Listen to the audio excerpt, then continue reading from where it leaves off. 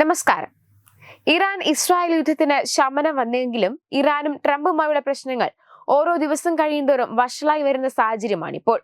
പരസ്പരം ഭീഷണി മുഴക്കി മുന്നോട്ടു പോകുന്നത് ഇരു രാജ്യങ്ങൾക്കും നല്ലതല്ല എന്നുള്ളത് വ്യക്തമാണ്.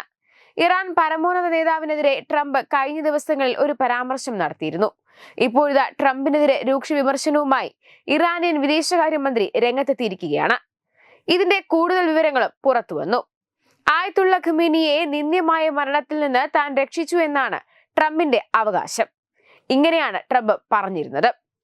ഖമീനി എവിടെയാണ് ഒളിച്ചിരിക്കുന്നതെന്ന് തനിക്ക് കൃത്യമായി അറിയാമെന്നും അദ്ദേഹത്തെ വധിക്കാൻ ഇസ്രായേലിനെയും അമേരിക്കൻ സേനയും അനുവദിച്ചിട്ടില്ലെന്നും ട്രംപ് തന്റെ സമൂഹ മാധ്യമത്തിലൂടെ പറഞ്ഞിരുന്നു.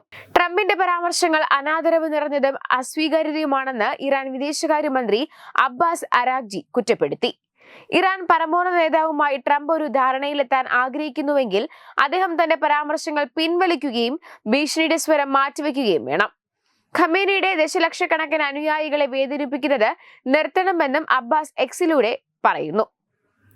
ഇറാൻ ആണവ പദ്ധതികൾ ആവർത്തിച്ചാൽ രാജ്യത്തെ ആക്രമിക്കുമെന്ന് ട്രംപ് മുന്നറിയിപ്പ് നൽകിയിരുന്നു.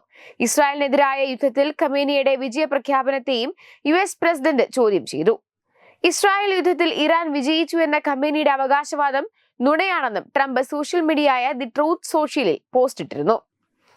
ഇറാനെയും ഇറാനിലെ 3 ആണവ കേന്ദ്രങ്ങളെയും പൂർണ്ണമായി നശിപ്പിച്ചുവെന്നാണ് ട്രംപ് അവകാശപ്പെടുന്നത്. രാജ്യാന്തര ആണവ ഏജൻസി ഇറാനിൽ പരിശോധന നടത്തണമെന്ന് ട്രംപ് ആവശ്യപ്പെട്ടു. ഇസ്രായേൽ ഇറാൻ വെടിനിർത്തൽ പ്രഖ്യാപിച്ച ശേഷമുള്ള ഖമേനിയുടെ പ്രതികരണം ട്രംപിനെ ചൊടിപ്പിച്ചിരുന്നു. ഇറാൻ വിജയിച്ചിരുന്നുവെന്നും അമേരിക്കയുടെ മുഖത്ത് കനത്ത പ്രഹരമേൽപ്പിച്ചുവെന്നുമാണ് ഖമേനി അവകാശപ്പെട്ടത്. ഇറാൻ ഇസ്രായേൽ പോര് ഇറാൻ US ആക്രമണമായി മാറിയിരുന്നു. ആദ്യം ഇറാന്റെ ആണവ കേന്ദ്രങ്ങളാണ് US ആക്രമിച്ചത്.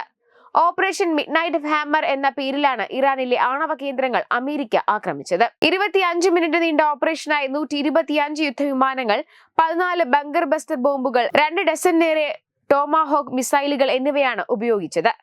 US മിസൗറിയിൽ നിന്നാണ് B2 ബോംബുകൾ അടങ്ങിയ ഓപ്പറേഷൻ സംഘം പുറപ്പെട്ടത്.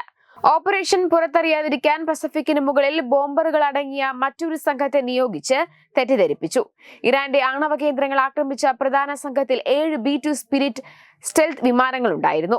ഫോർദോയിലും നദാൻസിലുമായിരുന്നു ആക്രമണങ്ങൾ.